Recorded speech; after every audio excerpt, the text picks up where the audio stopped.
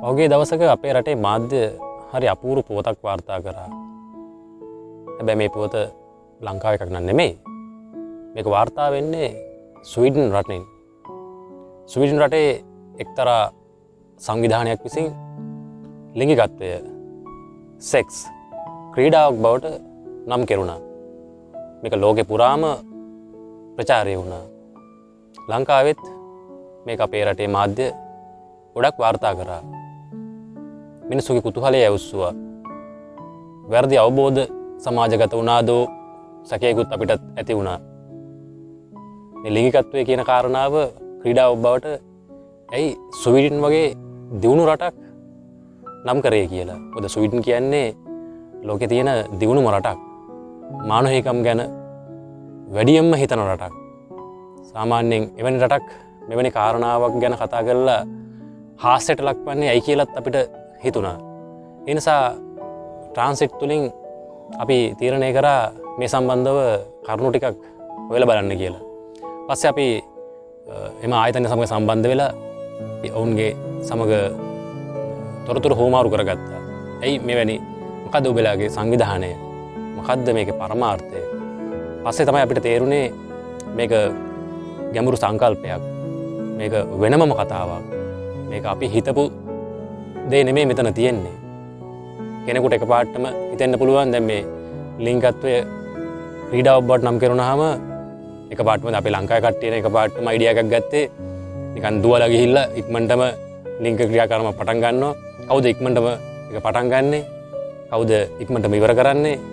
වගේ නිකන් අපේ කට්ටිය ඒක ඔලුවට දාගත්තේ බොහොම සරල දෙයක්. අපිට එහෙම දෙයක් හිතා ගන්න තිබ්බා. ඉන්දියාවේ තමිල්නාඩුවෙන් වගේ මේ වගේ තරගයක් ඕගනයිස් කරා නම් අපිට හිතා ගන්න තිබ්බා ඒ වගේ තත්ත්වයක්. නමුත් තරම මේක ඕගනයිස් කරේ ස්වීඩන් කියන්නේ බොහොම දියුණු රටක්. අන්න ඒ පදනම මත අපි තීරණය කරේ මේ සම්බන්ධව වැඩිදුර තොරතුරු හොයලා බලලා මේ ලංකාවේ සමාජගත වෙච්ච වැරදි කාරණා මේ ගැන යම්කිසි පුළුල් අවබෝධයක් අපේ සහෘදයෙන් වෙන ඔබ සමග බෙදා හදා ගන්න. ලොකු කුතුහලයක් තියෙනවා මේ තරගයට ලංකාවේ කවුද සහභාගී වුණේ? ලංකාවේ සහභාගී වෙච්ච අයට මොකද වුණේ? තරගයේ අපිට කීවෙනි ස්ථානය ශ්‍රී ලංකාවට හිමි වුණාද? වගේ ප්‍රශ්න. මේක ඇත්තටම කොච්චර සමාජගත වුණාද කියන්න කාර්යාලවල පවා විවිධ පුද්ගලික අංශේ රාජ්‍ය අංශේ හැම තැනම මේ කතාවට ලක් වුණා, හාස්‍යයට පවා ලක් වුණා. සමහරුන්ගේ තමන්ගේ මිත්‍රයන්ගේ නම් පවා යෝජනා කරා මේකට යන්න කියලා. ඉතින් මේ සම්බන්ධව අපි කතා කරමු. ඒ වගේම මොකද එක්සත් ජාතීන්ගේ සංවිධානය විසින් ලිංගිකත්වය කියන එක මානව අයිතිවාසිකමක් විදියට සලකලා තියෙන තත්ත්වයක් තමයි ලෝකේ තියෙන්නේ. ඒ වගේ තත්ත්වයක් තුළ ස්වීඩන් වගේ දියුණු රටක් ලිංගිකත්වය ක්‍රීඩාවක් බවට පත් කරේ ඇයි? එහි පරමාර්ථය කොමක්ද? ඒ පිළිබඳව තමයි අපි පුළුල් විග්‍රහයක් ඔබ වෙත දෙන්න බලාපොරොත්තු වෙන්නේ. වෙනදා වගේම මගේ සුපුරුදු මිත්‍රයා දර්ශන අදත් ඉන්නවා මේ සම්බන්ධව පුළුල් විග්‍රහයක් යම්කිසි විශ්ලේෂණයක් ඔබ වෙත ලබා දෙන්න. දර්ශන හඳුන්වා දීමේදී විස්තර කරා මේක ලොකු ආందోලනාත්මක පොතක් වුණා. අපේ රටේ විතර නෙමෙයි මේක ජාත්‍යන්තරවත්. ස්වීඩන් කියන රට කියන පදනමෙන් තමයි අපි මේක හොයන්න ගත්තේ. මෙවැනි රටක් මෙවැනි හාස්‍යයට ලක්වන්නේ ඇයි? මොකද්ද උනේ කියන පදනම මත තමයි අපි මේක හොයන්න ගත්තේ. මොකද අපේ රටේ මාධ්‍යත් හරි මේ වගේ පොතක් වාර්තා කරන්න හරි දක්ෂයි. හැබැයි වාර්තා කරන ලෙවල් එක සමාජගත කරන ලෙවල් ටක් ගාලා එකපාරටම ඒගොල්ලෝ නිහඬ වෙනවා. ඒක මොන වගේ අර්ථකථනයක්ද සමාජගත වෙන්නේ? ඒගොල්ලෝ ඒව ගැන හොයන්නේ අපේ රටේ බලන්නේ හදිස්සෙම වාර්තා කරා කුතුහලය ඇවුස්තුවා නිහඬ වුණා.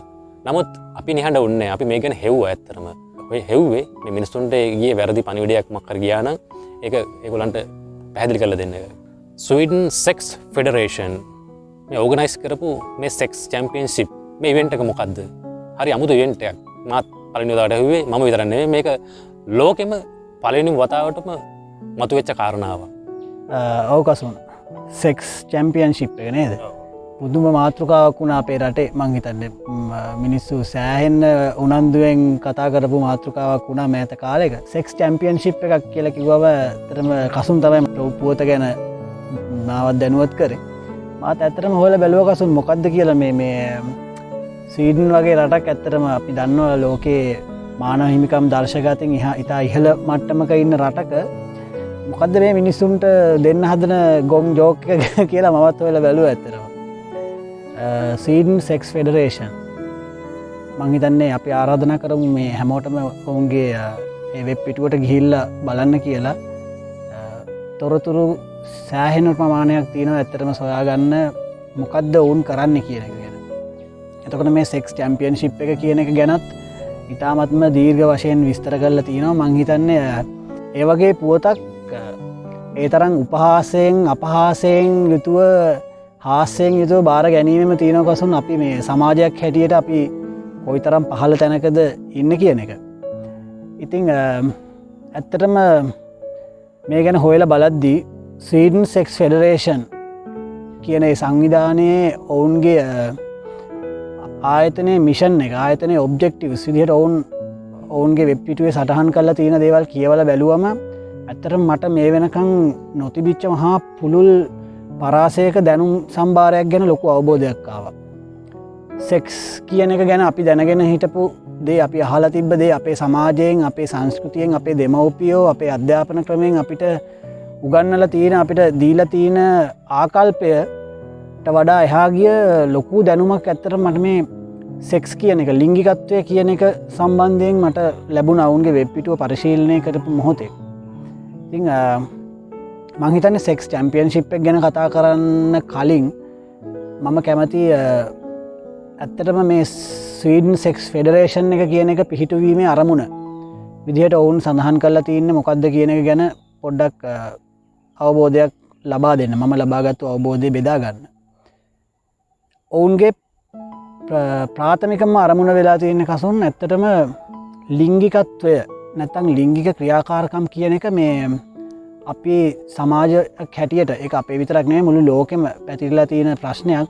එය තමුන්ට බොහොම තෘප්තිමත් හැඟීමක් දනවන ක්‍රියාකාරකමක් හැටියට සහ අනි පැත්තෙන් තම වර්ගයා බෝ කිරීමේ ක්‍රියාකාරකම හැටියට මෙන්න මේ කරුණු දෙක තමයි සෙක්ස් කියන එක ගැන මුළු ලෝකයේම දැනගෙන ඉන්නේ. මුළු ලෝකයේම අවබෝධය තියාගෙන අපිත් එහෙමයි. කියන්නේ තමුන්ට යම් කිසි තෘප්තියක් ලබා ගන්න පුළුවන් ක්‍රියාකාරකමක් සහ අනිත් පැත්තෙන් තමුන්ගේ වර්ගයා බෝ කිරීමේ ක්‍රියාකාරකමක් විදිහට. කොට මෙන්න මේ අරමුණු දෙක උදෙසා තමයි අපි හැමෝම දන්නේ අපි සෙක්ස් කරන්නේ මොකටද කියලා.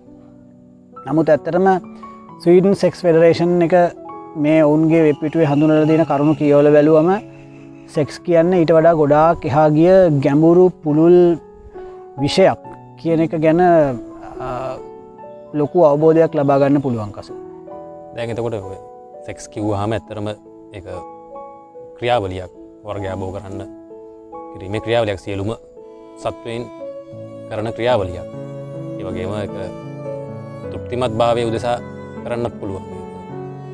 එතකොට මේ ස්වීඩන් සෙක්ස් ෆෙඩරේෂන් ලිංගිකත්වයේ ක්‍රීඩාවක් බවට නම් කිරීම සුළුපටු කාරණාවක් නොවේ. ඒක පිටිපස්සේ සහ මේ සංකල්පය තුළ ගැඹුරු දෙයක් තියෙනවා. යම් කිසි දෙයක් අපිට නොතේරෙන. නමුත් මේක තේරෙන පිරිසකුත් ඉන්නවා. අපිත් මේක මේ වෙබ් පිටුව පරිශීලනය කරාට පස්සේ ඔවුන්ගෙන් ලබාගත් තොරතුරු අනුව තමයි අපිත් පස්සේ අවබෝධයක් ලැබුණේ ඔවුන්ගේ සංකල්ප සහ ඔවුන්ගේ මේ ගැඹුරු අර්ථය මොකක්ද කියලා මේ ක්‍රියාවලිය සහ මේ නම් කිරීම. මේක ලෝකේ පළවෙනි වතාවට තමයි මේ ලිංගිකත්වය කියන දේ ස්පෝර්ට් එකක් විදිහට නම් කරේ. මේක වෙනම ක්‍රියාවලියක්. නමුත් මේක පාටම උපහාසයට ලක් වුණා. මුළු ලෝකෙම ස්වීඩන් රට ලිංගිකත්වය ක්‍රීඩාවක් බවට පත් කරා. ඕකසුන් දැන් සෙක්ස් චැම්පියන්ෂිප් එක ගැන තියෙන කරුණු ටික අපි බැලුවම මේ වෙබ් පිටුවට ගිහිල්ලා මේක ඇත්තටම ඉතා දීර්ඝ ක්‍රියාවලියක්. මොකද දැන් අපි ඇත්තටම ලිංගික ක්‍රියාකාරකමක් හැටියට හඳුනගන්න කසුන් කාන්තාවක් සහ පුරුෂයෙක් එකතු වෙනවා. බොහෝ අවස්ථාවලදී ඔවුන් දෙන්න යහන්ගත වෙනවා. කාන්තාව සහ පිරිමියා ලිංගික කටයුත්තක යෙදෙනවා. ඒ කටයුත්ත නිමා කරනවා විසිර යනවා. ඕක තමයි අපි දන්න ලිංගික ක්‍රියාකාරකම්. එතකොට ස්වීඩන් සෙක්ස් ෆෙඩරේෂන් එක කියන ආයතනය මේ ලිංගික ක්‍රියාවලිය කොටස් 16කට බෙදලා තියෙනවා. විවිධ මට්ටම් වලට කොටස් 16කට මේ එක පුද්ගලයන් දෙදෙනෙක් අතර ඇතිවෙන ලිංගික ක්‍රියාකාරකම කොටස් 16කට බෙදලා ඔවුන් මේ එක්කිනෙකට වෙන් වූ කොටසට ලකුණු දීමේ ක්‍රියාවලියක් හඳුන්වලා දීලා තියෙනවා. ලකුණු 10ක් වගේ ප්‍රමාණයක් දෙනවා. එතකොට යම් පුද්ගලයෙක් ඒ ලිංගික ක්‍රියාකාරකම ඇතුළතදී ඒ කොටසේදී උපයා ගන්න ලකුණු ප්‍රමාණය සහ ඒ වගේ කොටස් 16ක් තියෙනවා. ඒ කොටස් 16ටම ඔහු විසින් වෙන වෙනම උපයාගන්න ලකුණු ප්‍රමාණය එකතු කරලා තමයි මේ ක්‍රියාවලිය ජයග්‍රාහකයා මේ තරඟයේ ජයග්‍රාහකයාව උන් තෝරන්නේ. එතකොට මෙන්න මේ බෙදලා තියෙන කොටස් 16 මේ ක්‍රීඩාවක් හැටියට ඇත්තටම අපි බැලු බැලමට හඳුනගත්තර කසුන් මේ කොටස් 16 වෙන වෙනම විශ්ලේෂණය කරලා බලනකොට ඇත්තටම සමාජයේ අඹුසැමියන් අතර ඇතිවන ප්‍රශ්න වලට මං හිතන්නේ 90%ක විතර විසඳුම් මෙන්න මේ කොටස් 16 ඇතුළත තියෙනවා. ඒ කියන්නේ මම එහෙම කියන්නේ ඇත්තටම අපේ වගේ රටවල් වල අඹුසැමියන් අතර තියෙන සම්බන්ධතාවයන් වලදී විවිධාකාරයේ ගැටලු මතුවෙනකොට මේ ගැටලු වලට තමුණුත් නොදැන වක්‍රාකාරව ඔවුන් දෙදෙනාගේ ලිංගික සම්බන්ධතාවය මුල් වෙනවා. එතකොට මේ ඔවුන් දෙදෙනාගේ ලිංගික සම්බන්ධතාවය මත ඇතිවන වෙනත් ගැටලු ඒවා සමාජයේ ඉස්සරහට යන්නේ වෙන වෙන ස්වරූප වලින්. ඒවා තමුන්ගේ යහනේදී තමුන්ගේ ස්වාමියා හෝ බිරිඳ එක්ක ඇතිවන ගැටලු විදිහට නෙමෙයි සමාජයේ ඉස්සරහට යන්නේ. දරුවෝ ඉස්සරහට යන්නේ තමුන්ගේ දෙමව්පියෝ ඉස්සරහට යන්නේ එතනින් එහාට තමුන් ආශ්‍රය කරන සමාජයට යන්නේ සහ ඊට පස්සේ නීතිය ඉදිරියට යන්නෙත් මේවා වෙන වෙන ස්වරූප වලින්. නමුත් මේවයි අපි මූලාරම්භය හොයලා බැලුවම බොහෝ විට යහන තමයි. යහන හෝ යහන්ගත නොවීම තමයි මේවයි පදනම වෙලා තියෙන්නේ. එතකොට මේ ස්වීඩන් සෙක්ස් ෆෙඩරේෂන් එක විසින් හඳුන්වලා දීලා තියෙන මේ කොටස් 16 හරියට විග්‍රහ කරලා බැලුවම ඇත්තටම පුදුම හිතෙනවා මේ කොටස් 16ට අනුකූලව යමෙක් සෙක්ස් කරන්නේ නැත්තම් යමෙක් ලිංගික ක්‍රියාකාරකමක යෙදෙන්නේ නැත්තම් ඇත්තටම ඒ හැම මොහොතකම ඒ ලිංගික ක්‍රියාකාරකමේ යෙදෙන පාර්ශවයන් දෙකෙන් එක් පාර්ශවයක් හැම විටම නොසතුටින් තමයි පිටව යන්නේ. හැම විටම තමුන්ගේ ලිංගික ක්‍රියාකාරකම අවසන් කරන්නේ අනිත් පාර්ශවයේ තරම් තෘප්තිමත් භාවයක් ලබා ගන්න නැතුව. ඒක තමයි අපිට සරලවම මේක ගන්න තියෙන සංකල්පය.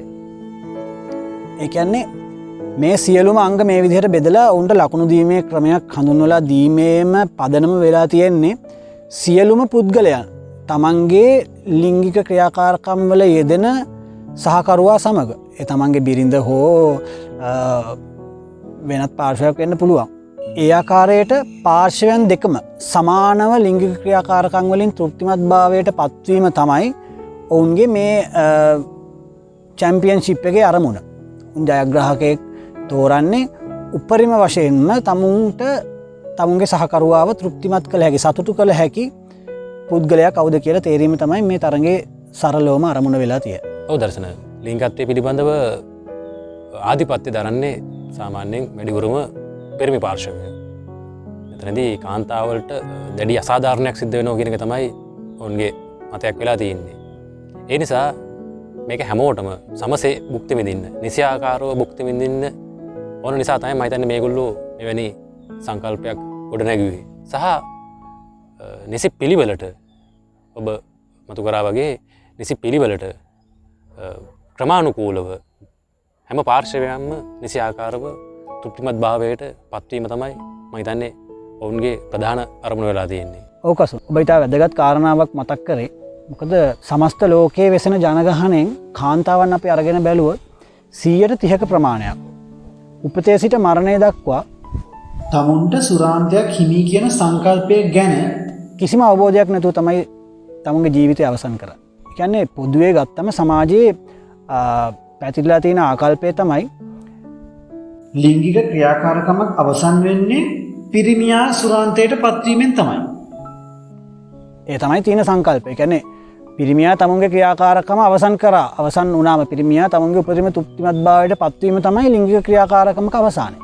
එතනින් එහාට කවදාවත් කාන්තාවට එතනින් එහාට වෙන ඔප්ෂන් එකක් නැහැ. කාන්තාවට ක්‍රියාව අවසන් කරලා තමුන්ගේ ඇඳුම් ටික ඇඳගෙන ගෙදර වැඩ පටන් ගන්න තමයි තියෙන්නේ. අපි සුරාන්තය පිළිබඳව නොදැන ජීවත් වෙන ප්‍රමාණය 130ක් කියලා අපි හඳුනා ගන්නකොට ඉතුරු 70% අපි අරගෙන බැලුවොත් විවාහ ජීවිතයේදී තමුන් ස්වාමි පුරුෂයා සහ බිරිඳ අතර ලිංගික ක්‍රියාකාරකමක යෙදෙද්දී ඔවුන්ගේ ලිංගික ක්‍රියාකාරකමේ අවසානය බිරිඳ සහ ස්වාමි පුරුෂයා දෙදෙනාම සුරාන්තයට පත්වීම කියලා හඳුනාගෙන ඉන්න පුද්ගලයන් කොච්චර ප්‍රමාණයක් ඇති කියලාද කසුන්. ඉතාම අල්ප ප්‍රමාණයක්. මම හිතන්නේ ගණන්ගත නොහැකි තරමේ ප්‍රමාණයක්. එතකොට හැම දවසකම හැම තැනකම අපි දැකලා තියෙන මේ සමාජය පුරාම පිරිමියා තමුන්ගේ උපරිම තෘප්තිමත් භාවයට පත්වීම තමයි ලිංගික ක්‍රියාකාරකමක අවසානය. එතනින් එහාට කාන්තාවට තියෙන තමුන්ගේ ඇඳුම් ටික ඇඳගෙන ගිහිල්ලා ආපහු කුස්සිය වැඩ පටන් ගන්න තමයි. එතකොට ඔබට තේරෙනවද කොයිතරම් ඔබ අහපු ප්‍රශ්නේ හරියටම හරි කසුනේ. ඒ කියන්නේ ලිංගික ක්‍රියාකාරකම කියන එක පුරුෂයාගේ අයිතිවාසිකමක් විදිහට තමයි මේ සමාජයේ හැම තැනම පැතිරලා තියෙන. ඒක අපේ රට විතරක් නෙමෙයි මම කියන්නේ මුළු ලෝකෙටම පොදුවේ පැතිරලා තියෙන කාරණයක්. ලිංගික ක්‍රියාකාරකම කියන්නේ පුරුෂයාගේ අයිතිවාසිකමක්. ඒකට කාන්තාවට කිසි අයිතිවාසිකමක් නැහැ. ඉතින් කාන්තාව හැමදාම තමුන්ගේ ආශාවන් හිර කරගෙන පුරුෂයාගේ අවශ්‍යතාවන් ටික ඉටු කරලා දීම තමයි හැමදාම වෙන්නේ. ඒකට මේ ස්වීඩන් සෙක්ස් ෆෙඩරේෂන් එක ඇත්තටම මේ කාරණය පිළිබඳව තමුන්ගේ අවධානය ඉතා විශාල වශයෙන් යොමු කරලා තියෙනවා. අපි හැමෝගේම අදහස තමයි ලිංගිකත්වය කියන්නේ ලිංගික ක්‍රියාකාරකමක් කියන්නේ තෘප්තිමත් භාවය උදෙසා වර්ගයාබෝ කිරීම පිණිස සිදු කරන ක්‍රියාවලියක්. නමුත් ඔවුන් ඊට එහා මේකේ යම්කිසි සෞඛ්‍යමය පැත්තක් මේකේ සෞඛ්‍යමය වටිනාකමක් මේකට දීලා තියෙනවා. යම්කිසි විශාල කරුණු ප්‍රමාණයක් හඳුන්වලා දෙන ලිංගිකත්වයේ ක්‍රියාවලියේ තියෙන වාසි අපි දන්නේ නැතුණාට එම ක්‍රියාවලිය සිදු කිරීමේදී මේ මානවයාට සෞඛ්‍ය පැත්තට වාසි විශාල ප්‍රමාණයක් තියෙනවා. මම දන්නේ ඒ සම්බන්ධවත් පැහැදිලි කිරීමක් කරොත් හොඳයි. ඔවුන්ගේ වෙබ් පිටුවට ගියාම ඇත්තටම ලිංගිකත්වයේ යහපත් ප්‍රතිඵල පිළිබඳව ඉතා දීර්ඝ ලෙස විස්තර කරලා තියෙනවා. ඒ ඔවුන් ප්‍රධාන වශයෙන් කොටස් දෙකකට බෙදලා තියෙනවා කායික සහ මානසික ප්‍රතිලාභ විදිහට. අපි කායික ප්‍රතිලාභ ගැන මුලින්ම කතා සලකලා බැලුවොත් ඔවුන් කායික ප්‍රතිලාභ 16ක කොටස් 16කට බෙදලා හඳුන්වලා දීලා තියෙනවා. මට ඇත්තට මේ 16න් මේ වෙලාවේ මතකේ නැහැ.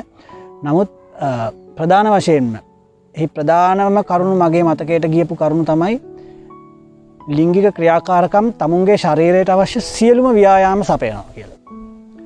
මිනිස්සෙක් අපි හිතමු ජිම් එකකට ගිහිල්ලා හෝ වෙනත් විදියකට කායික ක්‍රියාකාරකම් වලට යොදන වෙහෙස මහන්සිය කාලය ලිංගික ක්‍රියාකාරකමකට යෙදුවොත් ඔහුට මේ ඊතුරු සියලුම ප්‍රතිලාභ ටිකත් ඇතුළත්ව ශරීරයට අවශ්‍ය සියලුම කායික ව්‍යායාම ටික ලැබෙනවා කියන එක උන් හඳුන්වලා දීලා තිනවා. ඒ වගේම තමයි පිළිකා සෑදීමට තියෙන සම්භාවිතාව ඉතා විශාල ප්‍රමාණයකින් අඩු වෙනවා කියලා තියෙනවා ලිංගික ක්‍රියාකාරකම් තුලින්. ඒ වගේම හෘදයාබාධ ඇතිවීමේ හැකියාව එහා සමානව ඉතා දීර්ඝ ලයිස්තුවක් ඔවුන් සඳහන් කරලා තියෙනවා කසුන් මේ ලිංගිකත්වයේ තුලින් මිනිස්සෙකුට ලබන්න පුළුවන් ශාරීරික ප්‍රතිලාභ.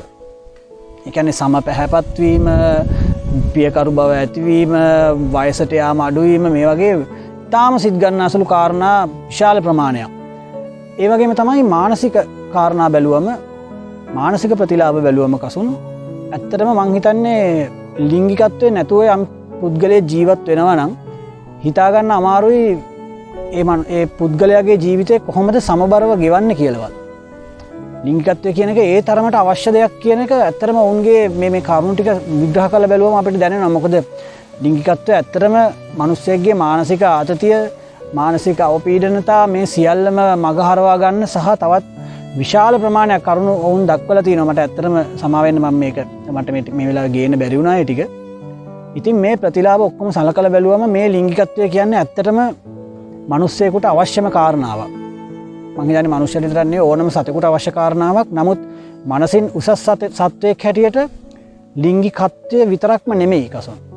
මනසින් උසස් සත්වයක් හැටියට තෘප්තිමත් ලිංගික සම්බන්ධතාවක් කියන එක. මේ සියලුම ප්‍රතිලාභ අඩංගු වෙන්නේ මේ තෘප්තිමත් ලිංගික සම්බන්ධතාවයක ලිංගික ක්‍රියාකාරකමකට තමයි. එතකොට ඔවුන් විසින් මේ ලෝකෙට හඳුන්වලා දෙන්න හදන්නේ තෘප්තිමත් තමුන්ගේ ලිංගික ක්‍රියාකාරකම් වල යෙදීම මුළුමහත් සමාජයටම පොදුවේ කොයිතරම් ලොකු බලපෑමක් කරනවද කියන එක. මේක අපි ඉන්ඩිවිජුවලි අපි එක් පුද්ගලයා හැටියට විතරක් මේක සලකලා බලන්නේ නැතුව මේ ප්‍රතිලාභ තම තමුන් වෙන වෙනම මේ ප්‍රතිලාභ ලබන අතරේ එයින් සමාජයට ලැබෙන්න පුළුවන් යහපත කොච්චරද කියන එක අපි සලකලා බලන්න ඕනේ. මොකද අපේ බුදුරජාණන් වහන්සේත් අපිට දේශනා කරලා තියෙනවා අපි මෛත්‍රී කරනවා නම් පළමුවම තමුන්ට මෛත්‍රී කරන්න කියලා. තමුන්ගේ යහපත ඉස්සෙල්ලා ප්‍රාර්ථනා කරන්න කියලා. මොකද උන්වහන්සේ දැකලා තියෙනවා තමුන්ගේ මානසික සෞඛ්‍ය තමුන්ගේ ශරීර සෞඛ්‍ය යහපත්වීම තමයි මුළු සමාජයටම බලපාන්න කියලා. තමුන්ට යහපත පතුරවන්න පුළුවන් මෛත්‍රිය පතුරවන්න පුළුවන් තමුන් යහපත් වුණොත් තමයි කියලා. එතකොට අපි බැලුවොත් කසුන් මේ මානසික සෞඛ්‍ය ඉතා විශිෂ්ට අන්දමින් පවත්වා ගැනීම සහ කායික සෞඛ්‍ය අනිවාර්යයි. මේ දෙක මුළු මහත් සමාජයකම සමතුලිතතාවයට ප්‍රධානම බලපාන කාරණාවක්. එතකොට මේ ලිංගික කටයුතු කියන එක අපි බැලුවොත් අපේ වගේ සමාජයක අපේ වගේ සංස්කෘතියක අපි ලිංගික කටයුතු ගැන විශේෂයෙන්ම කතා කරන්නේ අඹුසැමි සම්බන්ධතාව ගැන පමණයි. අපි ඒ මට්ටමේ ඉඳලා කතා කරත් අපි එතනින් එහාට වෙනම අවස්ථාවක කතා කරමු වෙනත් ලිංගික කටයුතු පිළිබඳව. නමුත් මේ අඹුසැමි සම්බන්ධතාවවලදී පෞල් සංස්ථාව තුළ මේ ගෙවන ලිංගික ජීවිතයේදී තෘප්තිමත් ලිංගික සම්බන්ධතාවක් කියන එක තමුන්ට තමුන්ගේ දරුවන්ට තමුන්ගේ දෙමව්පියන්ට සහ එතනින් එහාට තමුන්ගේ රැකියා ආයතනයට මුළු මහත් සමාජයටම විශාල බලපෑමක් කරනවා. මේ සෙක්ස් ෆෙඩරේෂන් එක ඇත්තරම මේ ගේම් එකක් විදිහට ක්‍රීඩාවක් විදිහට නම් කරලා තිබ්බට ඒ ක්‍රීඩාවක් විදිහට නම් කිරීමෙන්ම ඔවුන් බලාපොරොත්තු වෙලා තින්නේ මේ පිළිබඳව ලොකු උනන්දුවක් මුළු ලෝකෙම ඇති කරන්න. ලොකු අවධානයක් මේකට දිනා ගන්න. නමුත් ඇත්තට මේ ක්‍රීඩාව මොකක්ද කියන එක හොයලා බැලුවම ඒ යටතේ තියෙන මේ කරුණු ටික වෙන වෙනම විග්‍රහ කරලා බැලුවම තමුන්ට පුද්ගලිකව තමුන් ගැනම සෙල්ෆ් ඉවැලුවේෂන් එකක් ගන්න පුළුවන්. තමුන් ගැනම තක්සේරුවකට එන්න පුළුවන්. තමුන් කොයි තරම් දුරට සාධාරණව ලිංගික ක්‍රියාකාරකම් වල යෙදෙන මිනිස්සෙක්ද කියලා. ඔව් මෙතනදී මේ ඒගොල්ලෝ තව විශේෂම කාරණාවක් මතු කරලා තිබ්බ. ඇත්තටම මේක මම හිතන්නේ අපේ සමාජයේ මේක අහන්නත් මං හිතන්නේ අකමැති වෙයි. මොකද මෙවැනි කාරණා අපේ මිනිස්සුන්ට අහන්න තරම් තේරුම් ගැනීමේ උසස් මනසක් මං විශ්වාස කරන්නේ බොහෝ පිරිසකට ඇති කියලා. සුළු පිරිසක් අපව තේරුම් ගනීවි. අපි ඒ පිරිස තමයි මේ කතා කරන්නේ. මේගොල්ලෝ මේ සෙක්ස් ෆෙඩරේෂන් එක ෆෝකස් කරලා තිබ්බා මෙතනදී ආබාධිත පුද්ගලයන්ගේ ලිංගික මානසිකත්වය. ඔවුන්ට කොහොමද ඇසිස්ටන්ස් ලබා දෙන්නේ. ස්වීඩන් රජය පවා විශේෂ අනපනත් තියෙනවා ආබාධිත පුද්ගලයන්ගේ පහසුකම් වෙනුවෙන්. මෙතනදී මේ කතා කරලා තියෙනවා ආබාධිත පුද්ගලයන්ගේ ලිංගික මානසිකත්වය ඔවුන්ට කොහොමද ඒ සම්බන්ධ උදව් කරන්නේ, ඔවුන්ගේ අධ්‍යාපනය ලබා දෙන්නේ කොහොමද යන විශේෂ කාරණා ගැන කතා කරලා තියෙනවා.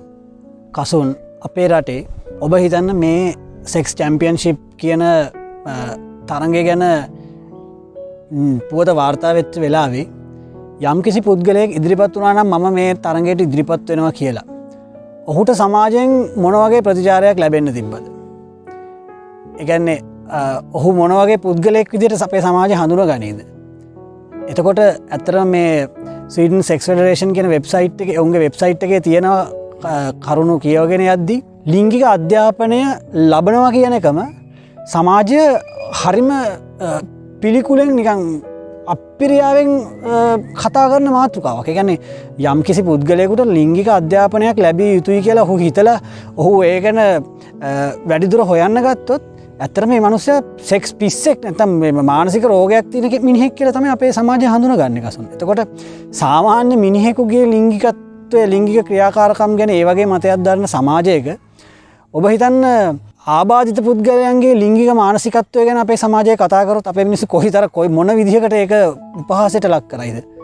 අපි දන්නවා දැන් කරුණු හොයලා බලද්දී කසුන් ඇත්තටම මට දැනගන්න ලැබුණා ඒ කියන්නේ ස්වීඩන් වගේ රටවල් වල ඔවුන්ට සෙක්ස් ඇසිස්ටන්ට්ලා ඉන්නවා. ඒ වගේ ආබාධිත පුද්ගලයන්ට වෙනම සේවා සපයන්න මිනිස්සු වෘත්තීය මට්ටමින් ඒ සේවා සපයන්න මිනිස්සු ඉදිරිපත් වෙලා ඉන්නවා. ඔවුන් ඒ රැකියාව කරන්නේ මහා ඉතාමත්ම ඉහළ තෘප්තියකින් යුතුව. මොකද යම් කිසි දේවල් ප්‍රමාණයක් ලබා ගන්න බැරි උපතින් යම් වෙනස් විදිහට ඉපදිච්ච මිනිස්සු ඩිෆරන්ට්ලි ඒබල්ඩ් කියලා අපි දැන් හඳුන්වන්නේ. ඒ වගේ මිනිස්සුන්ට මේ ඔවුන්ගේ ලිංගික කටයුතු ලිංගික ආශාවන් සම්තෘප්ත කර ගැනීමට ඒ උපකාර දැක්වීම ඉතාමත්ම ලොකු සමාජ සේවයක් විදිහට සලකන පුද්ගලයන් තමයි ඒ වගේ කාරණාවලට ඉදිරිපත් වෙලා ඉන්නේ. අපේ වගේ සමාජයන් ඔබ හිතන්න ආබාධිත පුද්ගලයන් ඉන්න තැනකට ගිහිල්ලා ඔවුන්ට ලිංගික සේවාවන් සපයන කාන්තාවක් ඉදිරිපත් වුණොත් අපේ සමාජයේ කාන්තාව දිහා මොන විදිහකට බලයිද? ඒ කියන්නේ සාමාන්‍ය මිනිසුන්ට ලිංගික සේවාවන් සපයන මිනිස්සයා ගණිකාවක් විදිහට හඳුනන මිනිස්සයා ගැන හිතන විදිය එහෙමනම් ආබාධිත මිනිස්සුන්ට මේ සේවාව සපයන ඉදිරිපත් වෙන කෙනෙක් ගැන මොන විදිහට අපේ සමාජය හිතයිද? කොයිතරම් පිස්සෙක් මොනතරම් සෙක්ස් වලින් මනස විකෘති වෙච්ච මිනිහෙක් කියලා අපේ සමාජය හඳුන්වයි. ඉතින් ඇත්තරම මේක කසුන් අපේ සමාජයේ තියෙන ප්‍රශ්නයක් අපි ඉන්න සමාජ තලයේ අපේ මිනිස්සුන්ගේ මානසික මට්ටම් වල තියෙන ප්‍රශ්නයක්. ඉතින් ස්වීඩන් සෙක්ස් ෆෙඩරේෂන් එක මේ ආබාධිත මිනිස්යන්ගේ ලිංගික මානසිකත්වය ගැන උන් සැලකිලිමත් වෙන. ඒ කියන්නේ ඔවුන්ගේ ලිංගික ක්‍රියාකාරකම් ගැන විතරක් නෙවෙයි. ඔවුන්ගේ මානසිකත්වය ගැන පවා ඔවුන් සැලකිලිමත් වෙන්න පටන් ගන්න තියෙනවා. අපිට හිතා ගන්නවත් බෑ උපතින්ම ඇස් අන්ධ මිනිස්සෙක් නැත්තම් උපතින්ම යම් කිසි අවයවයක විකලත්වයක් තියෙන මිනිස්සෙක් ඔහුගේ ජීවිතේ මේ වර්ධනයත් එක්ක ඔහුගේ හෝන ක්‍රියාකාරීත්වයන් එක්ක ඔහු කොහොම මේ දේවල් දරා ගන්නවද කොහොම මේවට මුහුණ දෙනවද කියලා මම හිතන්නේ කසුන් අපි අනිවාර්යයෙන්ම මේ කතිකාවත මේ වගේ පුද්ගලයන් සමග ඉදිරියට ගෙන යා යුතුයි. අපිට මේක අපේ මට්ටමින් අපිට මේක කතා කරලා දැනගන්න පුළුවන් කාරණාවක් නෙවෙයි.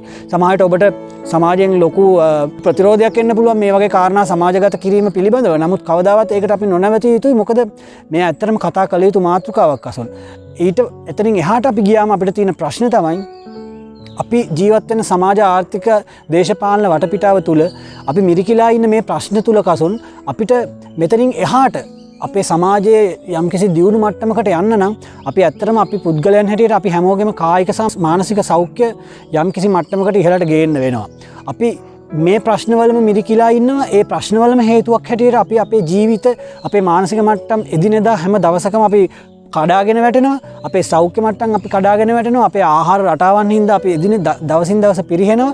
ඒ වගේම අපේ රැකියාවල තියෙන ප්‍රශ්න, අපේ මූල්‍යමය ප්‍රශ්න, අපේ පවුල්වල තියෙන ප්‍රශ්න, මේ ඔක්කොම ප්‍රශ්න හින්දා අපි නිතරම මානසිකවත් අපි දවසින් දවස පහළට වැටෙනවා. ඉතින් ඇත්තටම අපේ රට හොඳ තැනකට ගෙනෙන්න නම් කසුන් අපේ රට මේ තියෙන තැනින් යම් කිසි ඉහළ මට්ටමකට ගෙන එන්න නම් මං හිතන්නේ අපි කළ යුතු එකම දේ මොකක් හරි රටකින් ණයක් හොයාගෙන ණය ලැබෙනකම් බලාගෙන ඉඳීම පමණක් නෙවෙයි. අපිට තව කරන්න ගොඩාක් දේවල් ඉතුරු වෙලා තියෙනවා. ඉතින් ස්වීඩනෙන් අහම්බෙන් වාර්තා වෙච්ච මේ පුවතෙන් මං හිතන්නේ අපේ රටට ගොඩාක් ලොකු දෙයක් තියෙනවා ඉගෙන ගන්න. මං හිතන්නේ මේ කාරණා පිළිබඳව අපේ රටේ සියලුම ආයතන, නීතිය පසඳන ආයතන, විශේෂයෙන්ම පොලිසිය වගේ ආයතන, මිනිස්සුන්ගේ අමුසැමියන්ගේ ආරවුල් වලට විසඳුම් සපයන ආයතන, මේ මිනිස්සු හැම කෙනෙක්ම මේ කාරණා ගැන ඉතා සංවේදීව දැනගත යුතුයි. ලිංගිකත්වය කියන එක මං හිතන්නේ අපේ සමාජයේ ඉතා ලොකු පුළුල් කතිකාවතක් ඇති වෙ යුතු කතාවක් අසොන්.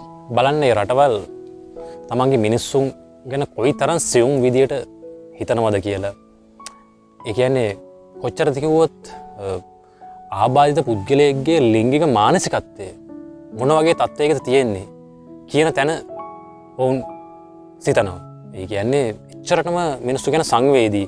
ස්වීඩන් කියන්නේ ඇත්තටම ආර්ථික වශයෙන් බොහෝ දියුණු රටක්. විශේෂයෙන් ඔයගොල්ලෝ හැමෝම දන්නවා පරිගණක ශාස්ත්‍රයෙන් ඉතාම ඉහළින්ම ඉන්න රටක්. නමුත් ඒගොල්ලන්ට කරන්න ගොඩක් දේවල් තව තියෙනවා. ගොඩක් දේවල් රට වෙනුවෙන් කරන්න තියෙනවා. නමුත් ඒගොල්ලෝ තමන්ගේ මිනිස්සු ගැන ව්‍යවස්ථාවෙන්ම ආබාධිත පුද්ගලයන්ගේ අයිතිවාසිකම් ප්‍රතිපාදන වෙන් කරලා තියෙනවා. උන්ට මොන වගේ අයිතිවාසිකම්ද ලැබිය යුත්තේ කියලා. ඒ තමයි ස්වීඩනය තමන්ගේ මිනිස්සු ගැන හිතන විදිය. අපේ රටේ ආබාධිත පුද්ගලයෙකුට රෝදපුටුවකින් ගිහිල්ලා දුම්රියකට නැග ගන්න ක්‍රමයක් නැහැ. ආබාධිත පුද්ගලයෙකුට රෝදපුටුවෙන් ගිහිල්ලා බස් එකකට නැග ගන්න බෑ. ආබාධිත පුද්ගලයෙකුට රාජ්‍ය ආයතනයකට පෞද්ගලික ආයතනයකට ගිහිල්ලා සේවාවක් ලබා ගන්න ක්‍රමයක් නැහැ. අපේ සංකල්පය තමයි අපේ රටේ තියෙන සංකල්පය සහ අපේ හැඟීම තමයි ඔවුන් ආබාධිතව ඉපදුනා නම් ආබාධිතව මිය යතුයි. ඔවුන්ට අයිතිවාසිකම් මුකුත්ම නැහැ. ඔවුන්ට හැඟීම් දැනීම් නැහැ. ඔවුන්ට අවශ්‍ය ඖෂධ පමණයි. අපේ රටේ යම්කිසි හිමිකමක් යම්කිසි පිළිගැනීමක් ආබාධිතයෙකුට තියෙනවා නම් තියෙන්නේ ඒ හිටපු හමුදා සමාජිකවරු විතරයි. ආබාධිත රණවේරුවට විතරයි. නමුත් අපි එතනට ඒක සීමා කරන්න බෑ. අපේ රටේ විශාල ආබාධිත පිරිසක් ඉන්නවා. ඇත්තට මේ රටේ ආබාධිතයන්ට තියෙන සුබ සාධනය රණවේරුවන්ට ආබාධිත රණවේරුවන්ට විතරක් සීමා නොවි තවත් ඒ වගේ ලැබිය යුතු පිරිසක් මේ රටේ ඉන්නවා. අපි ඒ වෙනුවෙන් කතා කරන්න ඕනේ. සිරකරුවන් මිනිස්සුયો යන පදනමෙනුත් මේ රටේ සංවිධාන තියෙන සිරකරුවන්ගේ අයිතිවාසිකම් පවා කතා කරන. නමුත් ඔවුන්ගේ අයිතිවාසිකම් වෙනුවෙන් පවා කතා කරන සමාජයක්. කාන්තාවන්ගේ අයිතිවාසිකම් පවා කතා කරන සමාජයක්.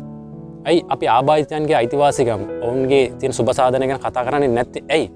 ලොකු ප්‍රශ්නයක් ඒක. අපි ලෝකේ අනිත් රටවල් වගේම සංවේදී විය යුතුයි. මිනිස්සු ගැන සංවේදී යුතුයි. රටක ආරක්ෂක අංශයක විනය පිරිහීම තමයි ඒ රටකට වෙන්න පුළුවන් ලොකුම විනාශය වගේම තමයි රටකට නිසි ලිංගික අධ්‍යාපනයක් නොමැතිවීම ඒ රටට වෙන්න පුළුවන් තවත් විනාශයක්.